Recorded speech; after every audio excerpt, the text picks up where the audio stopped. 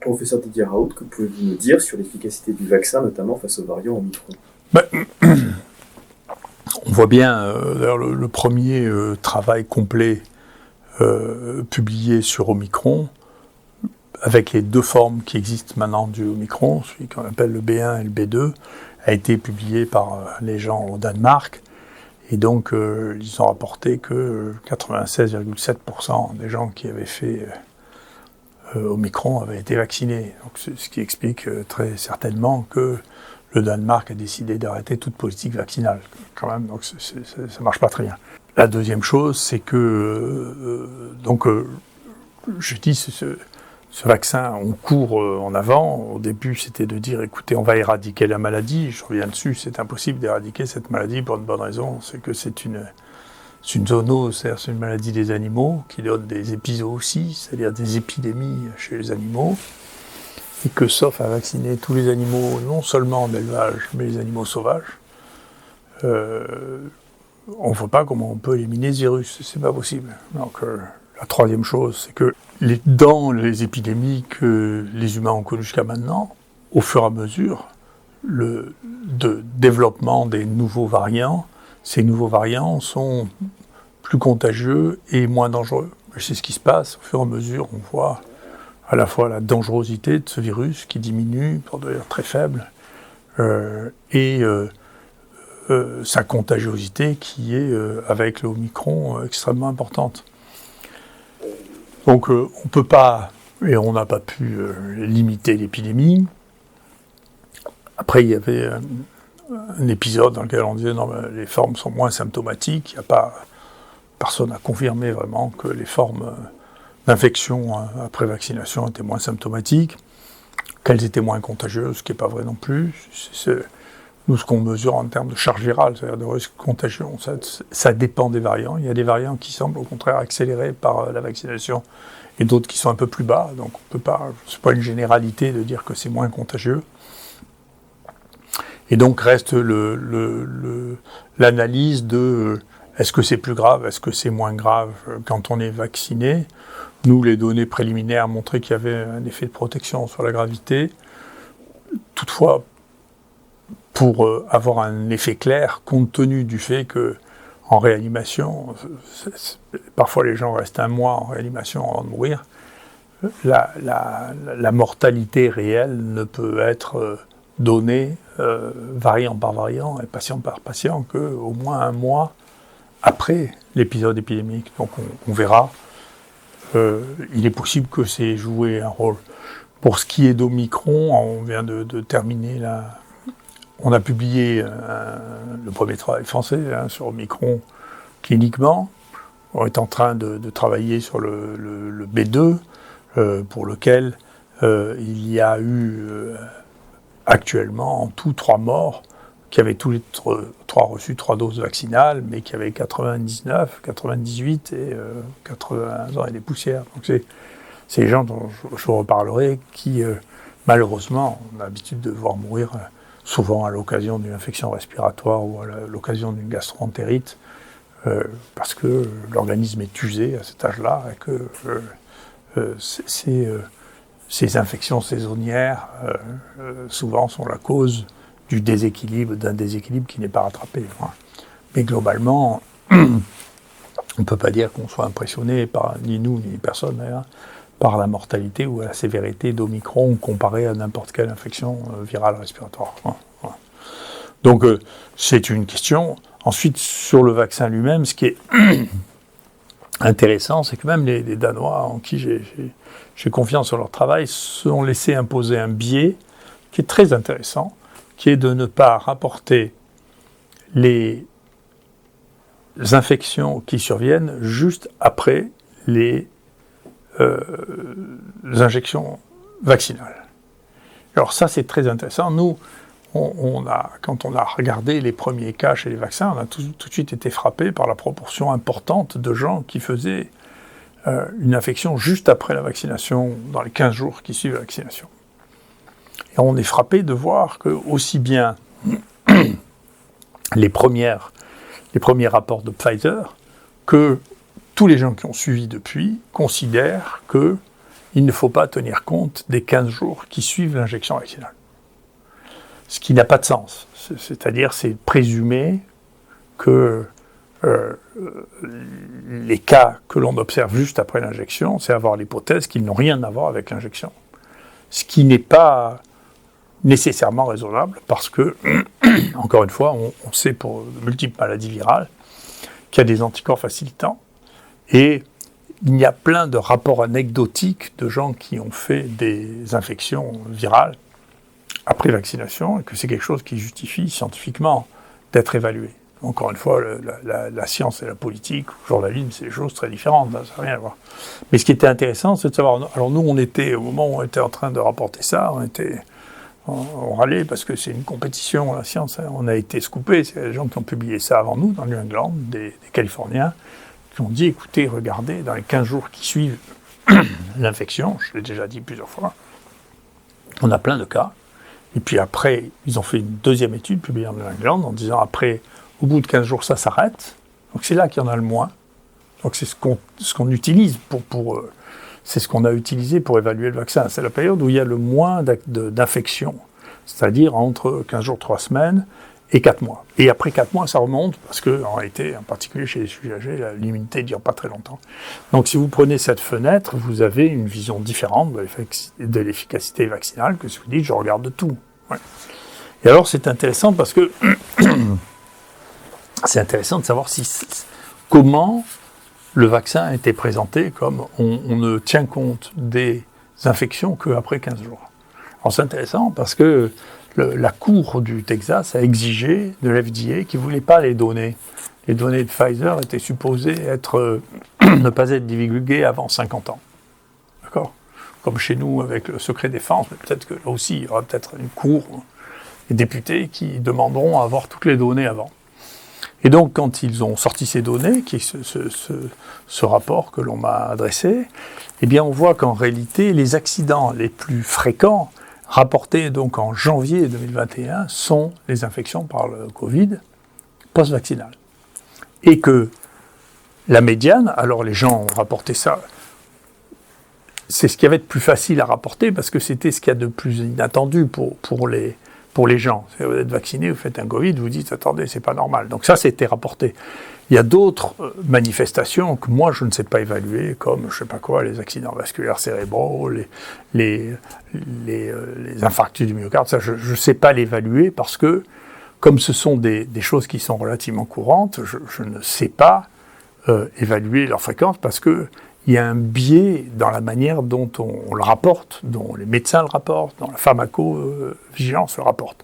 Ce qui est très rapporté, à mon sens, en excès, ce sont les manifestations neurologiques que depuis 100 ans, on essaie de lier à la vaccination, que ce soit le syndrome de Guillain-Barré ou la sclérose en plaques ou les paralysies faciales, parce que le début des vaccins a été marqué par les accidents neurologiques. Donc quand il y a un accident neurologique après un vaccin, l'idée que il y a un lien de causalité est une idée très commune. Je ne sais pas si c'est vrai, pour l'instant on n'a pas d'éléments très puissants pour montrer que dans ce vaccin il y a plus ça qu'autre chose. Donc ça, c'est rapporté, et ce qui est rapporté, bien entendu, c'est l'échec vaccinal. C'est-à-dire, si vous faites la maladie, alors vous venez de vous faire vacciner, vous le dites. Et donc, il y en a eu beaucoup. Il y en a eu 3000 cas qui ont été, déjà en février 2021, 3000 cas qui ont été rapportés, et là-dedans, il y a eu 136 morts. À l'époque où ils rapportaient, il y en avait 540 dont on ne savait pas s'ils allaient mourir ou non, ou pas mourir, ils n'étaient pas guéris. Il y en avait 550 de guéris, il y en avait 9 qui avaient des séquelles, et il y en avait 2000 dont on ne savait pas ce qu'ils étaient devenus. D'accord ? Donc c'était un problème. Et donc la médiane de ça, il y avait des gens qui rapportaient ça 2 mois après, non, c'est un échec vaccinal, 2 mois après, mais la médiane de ça, c'est-à-dire la moitié de ça, était survenue dans les 5 jours qui avaient suivi l'injection vaccinale. Donc on peut toujours penser que c'est une coïncidence, ou que c'est parce que les gens étaient malades sans le savoir, ou peut-être qu'ils étaient porteurs de quelques virus, ou peut-être qu'ils étaient plus sensibles à l'infection. J'en sais rien, mais on ne peut pas juste balayer ça d'un revers de main en disant, écoutez, on se fiche de ce qui se passe en termes d'infection par le Covid dans les 15 jours qui suivent les injections. Et depuis qu'effectivement, Nous, on a dit ça, et regardez le nombre de gens qui disent avoir été infectés juste après une injection. Apparaît extrêmement important. Vous verrez la prochaine étude qu'on fait sur la vaccination. Ça reste un point vraiment fréquent d'avoir l'infection juste très peu de temps après avoir eu l'injection vaccinale. Donc c'est une question scientifique qui doit se poser. Voilà. Quant à l'évaluation globale du vaccin, je suis content. Donc vous voyez, je dis devant une télévision, les gens me prenaient pour un... c'est amusant de voir comment on qualifie ceux qui ne sont pas d'accord avec vous. Alors des fois on dit qu'ils sont sceptiques, des fois ils sont complotistes, des fois ils disent... Alors moi j'ai basculé dans le camp des complotistes parce que je ne peux pas dire que l'enthousiasme de Bill Gates sur une stratégie vaccinale dont on voyait depuis un certain temps qu'elle n'atteignait pas ses objectifs entraîner une grande conviction chez moi. Alors, il y a toutes les étapes de la stratégie vaccinale, donc ça m'ennuie. Mais j'ai été content de voir qu'il a fait une déclaration en disant que le vaccin ne marchait pas quand même, et qu'avec un peu de chance, c'est Omicron qui allait jouer le rôle du vaccin en faisant une maladie infectieuse très banale avec une très bonne immunité. Et il dit à l'avenir, d'ailleurs on savait très bien que pour la grippe ça ne marchait pas, et donc à l'avenir il faudra réfléchir sur la mise au point de nouveaux vaccins et faire plus vite. Parce que là, le défi vaccinal est un échec. C'est intéressant d'entendre Bill Gates dire ça, quand même. Donc, on peut dire, oui, que je ne suis pas toujours en désaccord avec Bill Gates. Quand il dit des choses intelligentes, je suis d'accord avec lui. Il met un peu plus longtemps que nous à le voir, parce que ce n'est pas son métier.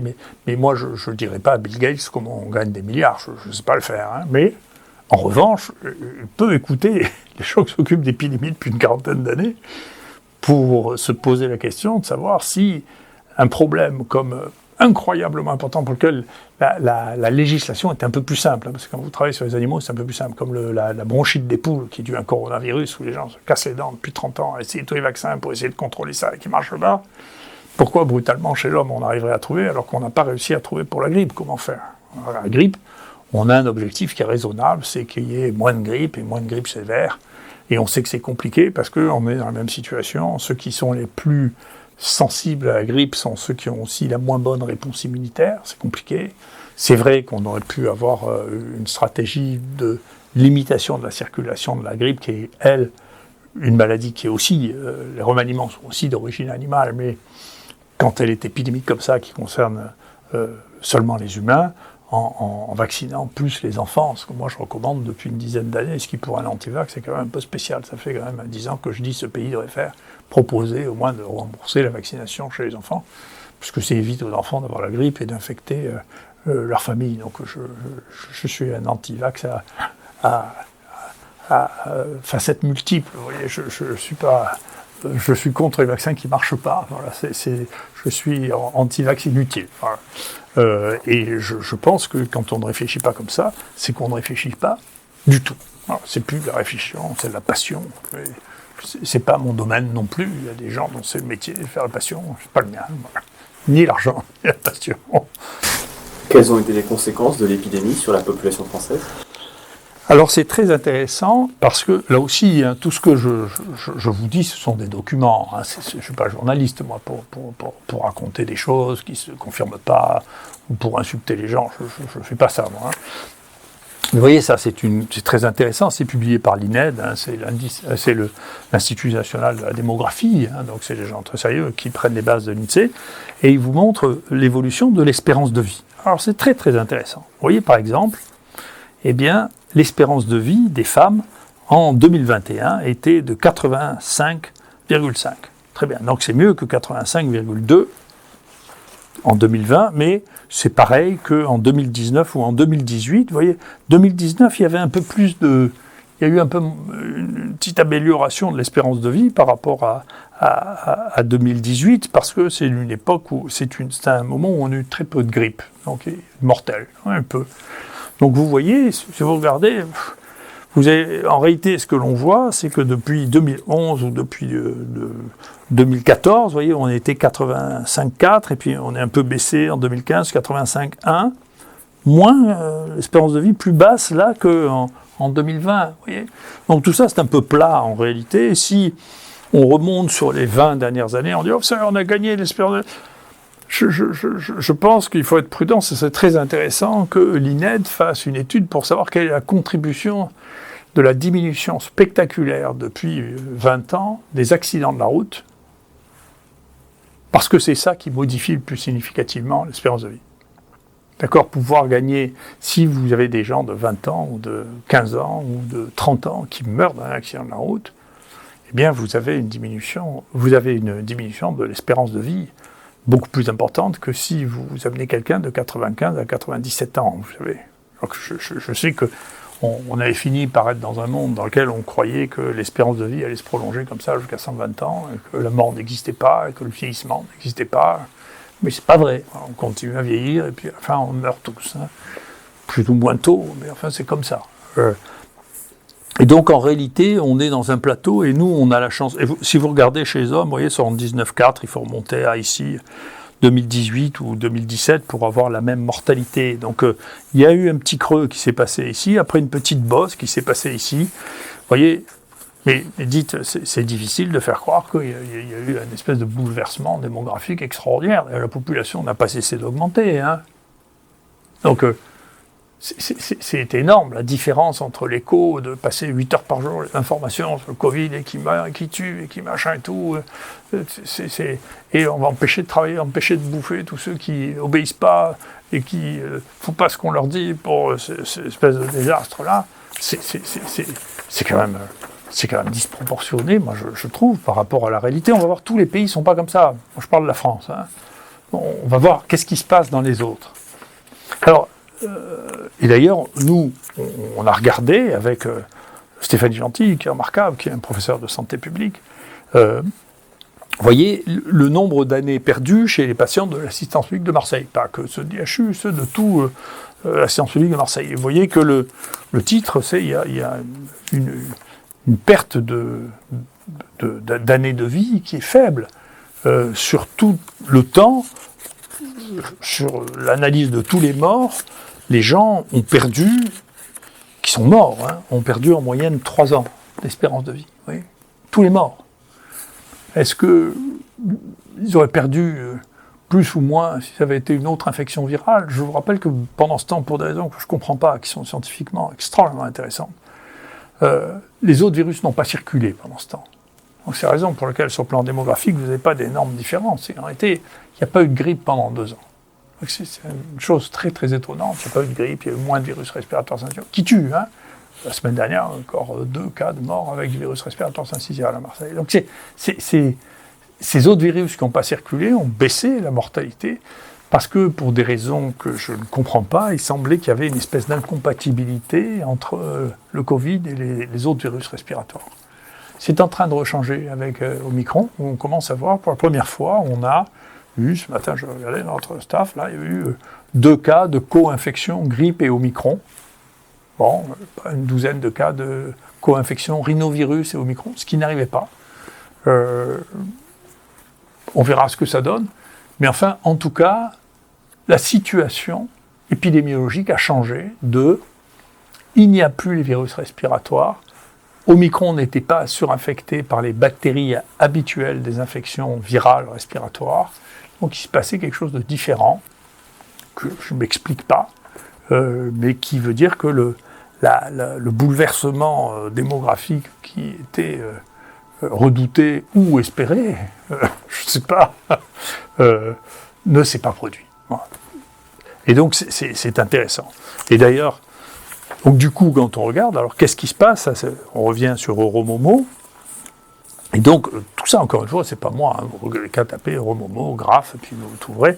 Bien, on sait bien, le problème majeur, ça a été ce pic-là, qui est extraordinaire, de mortalité, qui est au tout début de l'épidémie, dans les premiers mois de l'épidémie.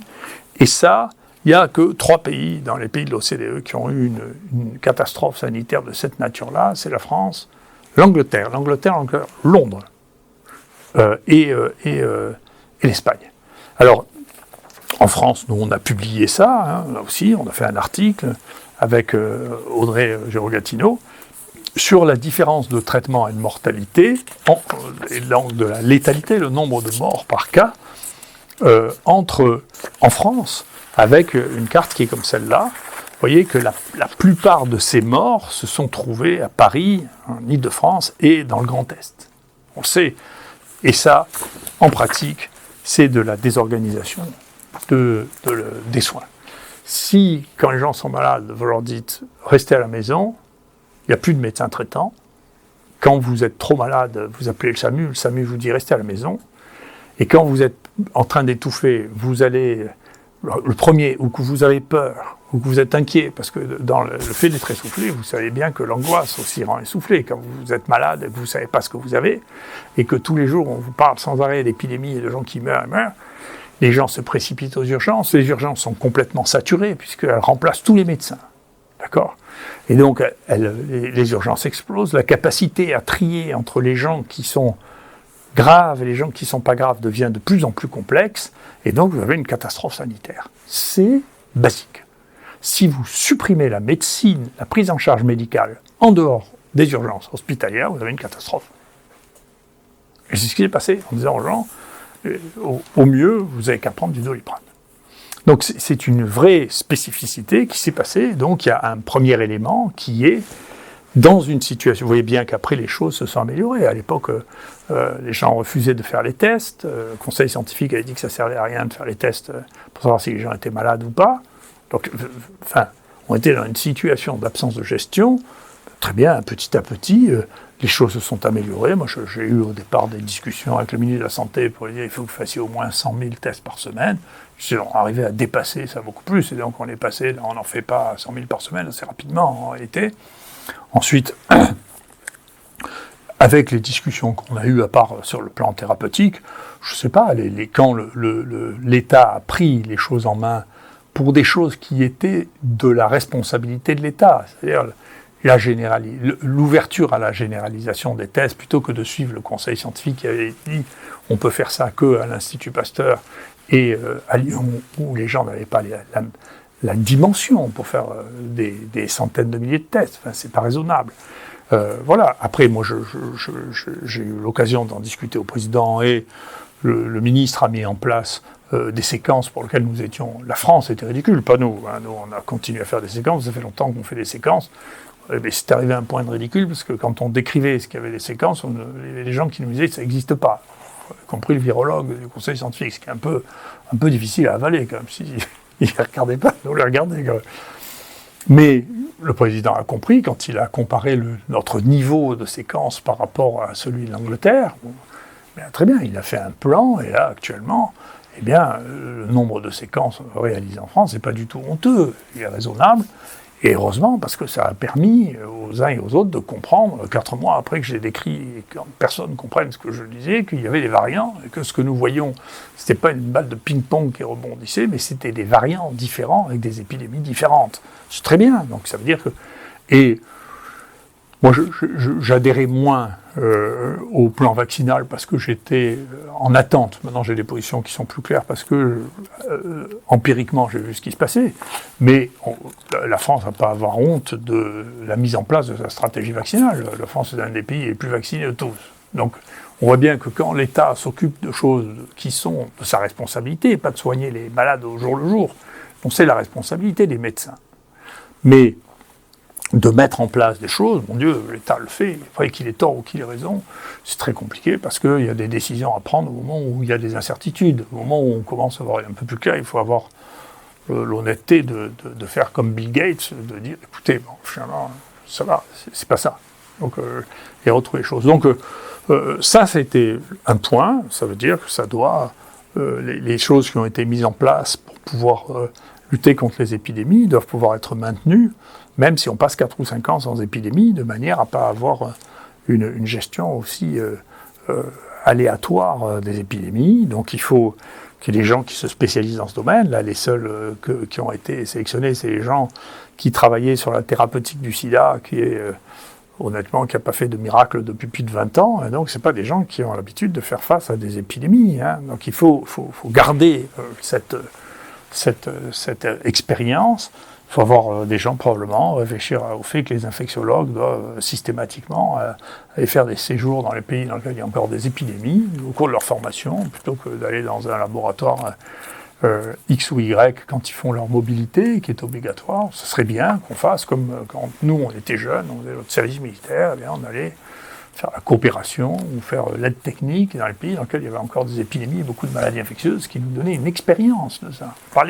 D'abord, on n'avait plus peur de la contagion, on savait la gérer.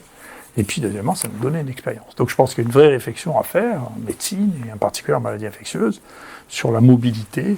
Où doit-on faire sa mobilité? Est-ce qu'il faut aller la faire dans les endroits dans lesquels il y a des épidémies? Parce que c'est comme ça qu'on apprend la gestion des épidémies, qu'on apprend à gérer ses inquiétudes, qu'on apprend, ça s'apprend, ça. Hein. La première, c'est comme la guerre, c'est ce que l'on appelle le calme des vieilles troupes. Vous voyez, les gens qui ont déjà eu une bataille, une guerre, ils sont moins émus la deuxième fois, ils ont des réflexes.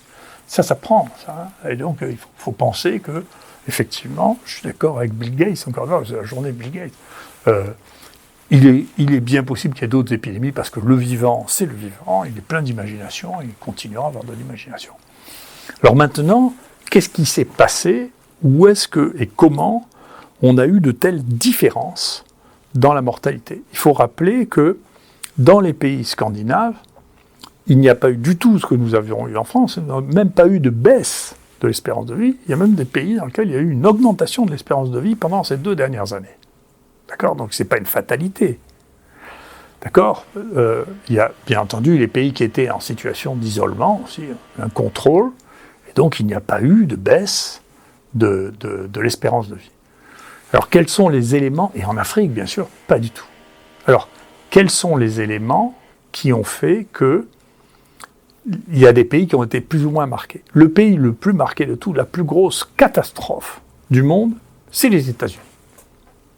Les États-Unis, c'est pas du tout par hasard, parce que si vous regardez les mêmes courbes, vous voyez que l'espérance de vie des États-Unis, depuis 10 ans, n'arrête pas de diminuer.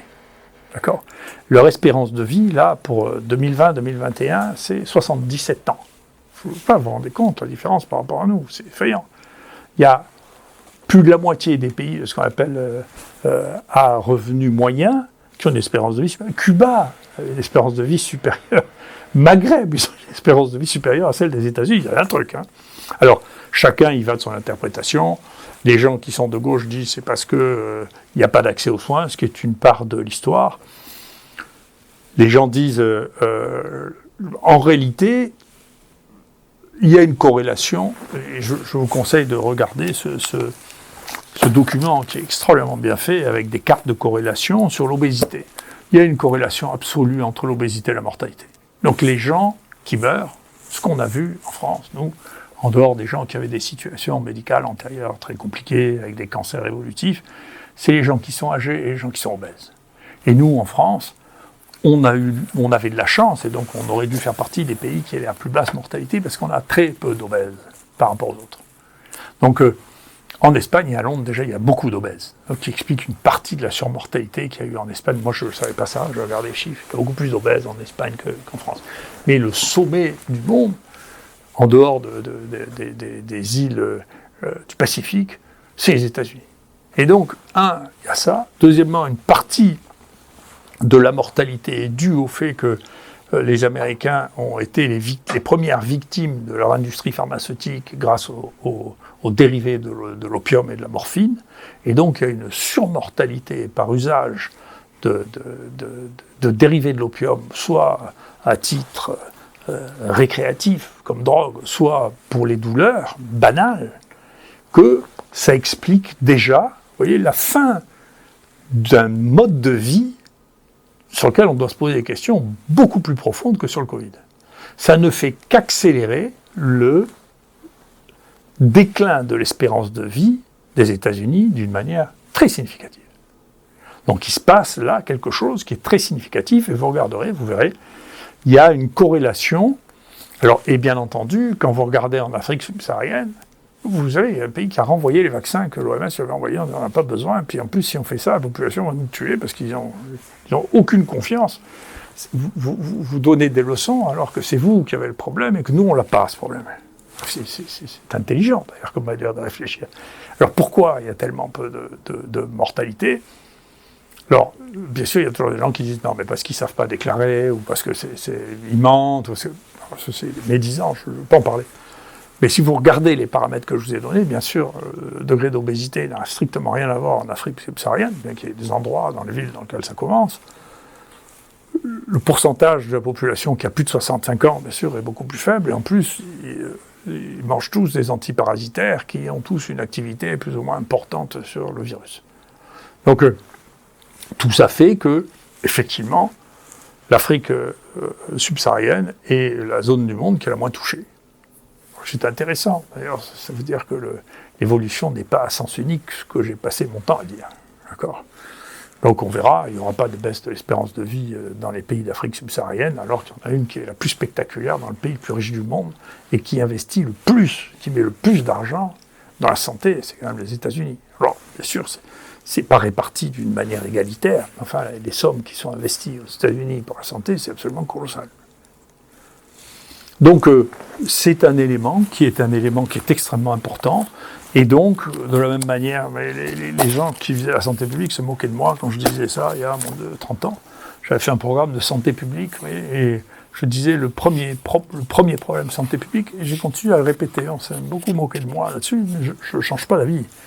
Le premier problème de santé publique, si vous voulez gagner en espérance de vie, c'est les accidents de la route. Là maintenant, le premier problème au monde, et c'est ce que m'avait dit la directrice du CDC quand j'avais fait une mission pour la France sur le bioterrorisme et les maladies infectieuses. Elle m'avait gentiment reçu, parce que c'était une collègue que je connaissais par ailleurs. Elle m'a dit, vous savez, nous, notre problème, notre épidémie à nous, c'est l'obésité. Je parle d'une réunion que j'ai eue avec elle en 2003. Ouais. Et elle avait raison. Bien sûr, son problème, c'était l'obésité. Et donc, il y a une épidémie, on a un problème qui n'est pas géré, qui est l'obésité. Il n'y a pas de plan sérieux de lutte contre l'obésité. Il faut avoir un vrai plan, une vraie lutte contre l'obésité, parce que c'est l'obésité qui, actuellement, empêche un certain nombre de gens d'arriver à un âge décent pour mourir, soit de cancer, soit de maladies infectieuses, parce que ça entraîne des troubles immunitaires complexes, parce que ça empêche de respirer, on est obèse, ça diminue la capacité respiratoire, que donc si on a une détresse respiratoire, eh bien on y survit moins bien. Donc ça, c'est une manière de réfléchir sur l'avenir. Détecter, traiter, y compris avec des médicaments qui ne rapportent pas d'argent. Et deuxièmement, diminuer la population à risque. Et la population à risque de notre civilisation, c'est l'obésité. Quel est le rôle des visons dans l'émergence de variants ? Alors, les visons, globalement, je répète, c'est une zone. C'est-à-dire qu'il y a une quantité d'animaux qui ont des coronavirus. Celui-là, moi j'ai tendance depuis le début à penser que, pour des raisons statistiques, il a commencé chez les chauves-souris, qui s'est répandu chez l'homme, mais qui infecte ce qu'on appelle les mustélidés, c'est-à-dire les petits carnivores, dont les visons, dont les blaireaux, dont les martres, voilà, les furets. Ce qui n'était pas une surprise, d'ailleurs, on servait du furet comme modèle expérimental. Donc c'est que ça marchait très bien, ils s'infectaient très bien.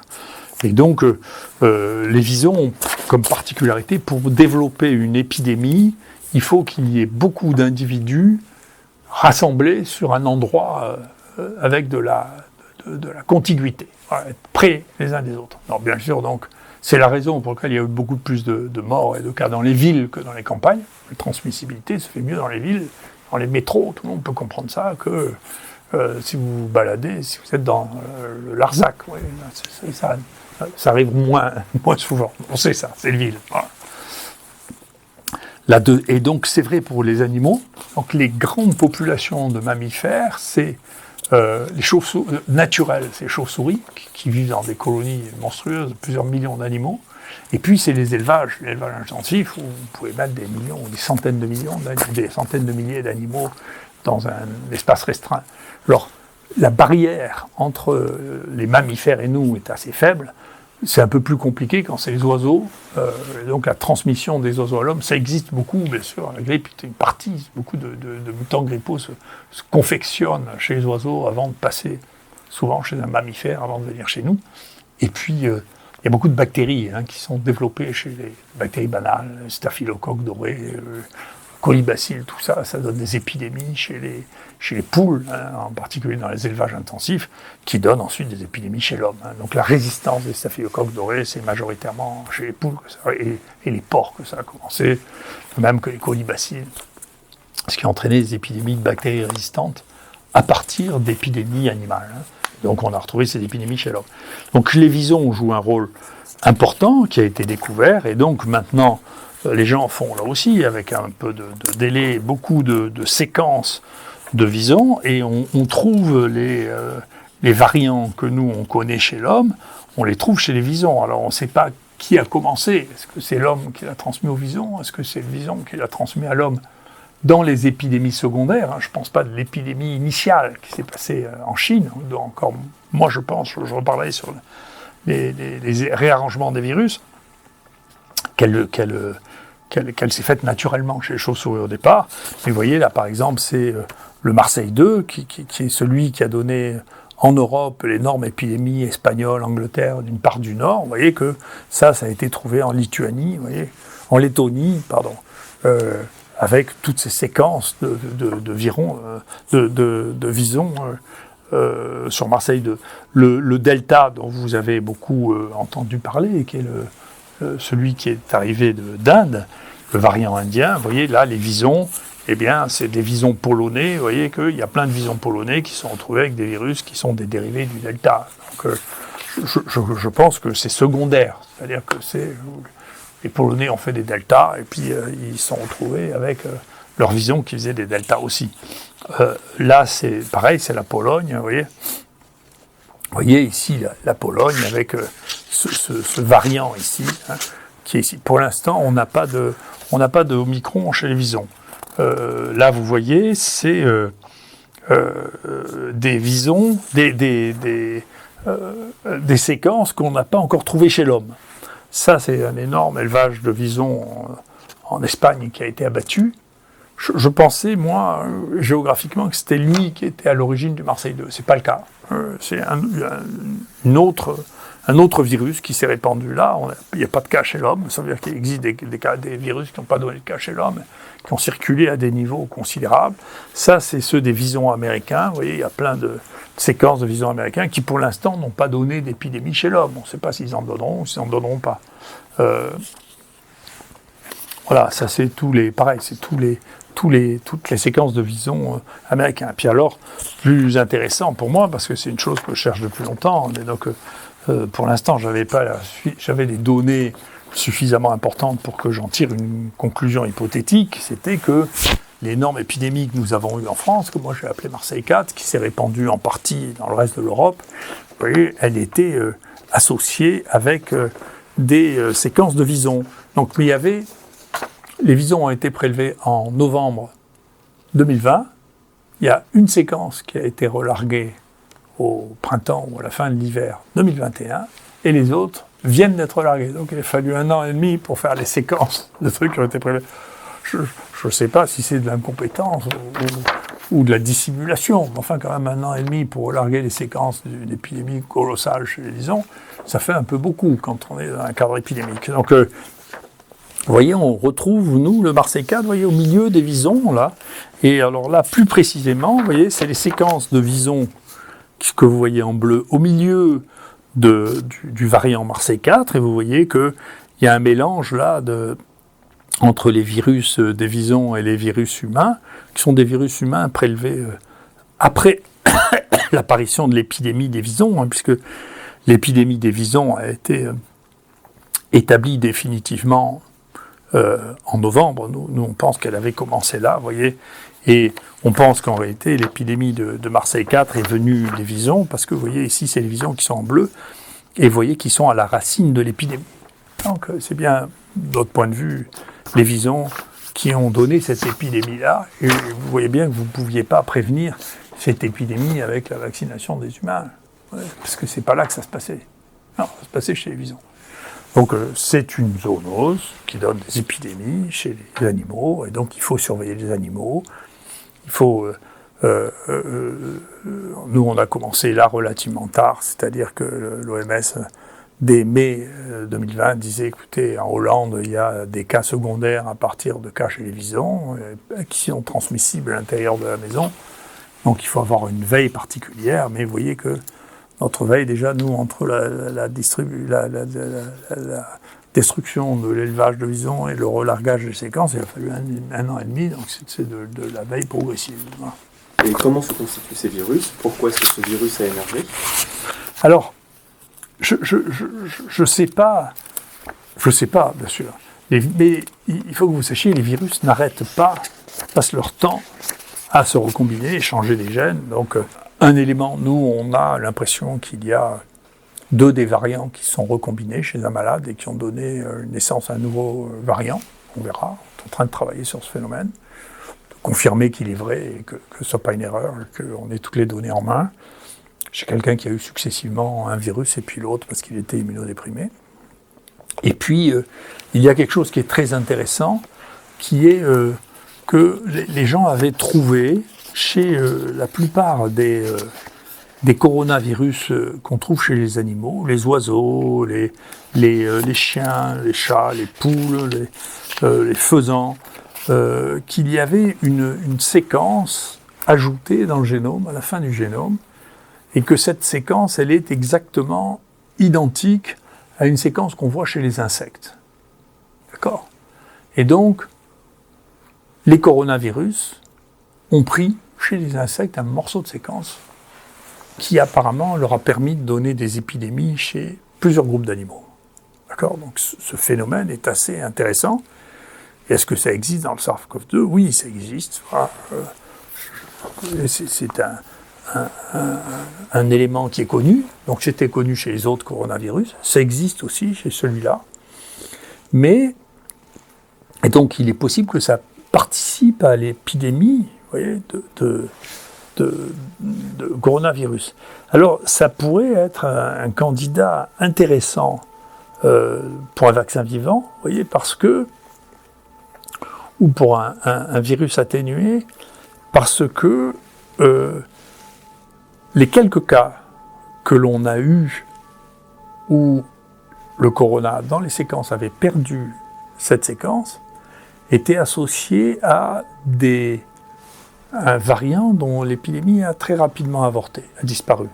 Au moment où ils ont perdu ça, ils avaient ça au début, puis ils n'ont plus eu. Et ça ne s'est pas multiplié au-delà de ça. Est-ce que ça veut dire que cet élément-là est indispensable à l'épidémie ? C'est une vraie question, c'est une question scientifique, là encore. Hein. Moi, je ne fais pas de la science-fiction, hein. Je fais de la science réelle. Et donc, il y a que les résultats réels qui m'intéressent. Donc, mais en tout cas, il y a un phénomène qui vous explique que ces virus ont des capacités de recomposition importantes entre virus, puis avec leur hôte, parce que comment ils ont piqué ça chez les insectes, c'est quand même étrange. Ouais. Ça veut dire qu'il peut y avoir des échanges entre les hôtes et les virus, bien sûr. Et puis il peut y avoir des échanges entre les virus entre eux, quand ils sont dans la même cellule, vous voyez. Et donc, tout ça, l'évolution, encore une fois, elle n'est pas linéaire.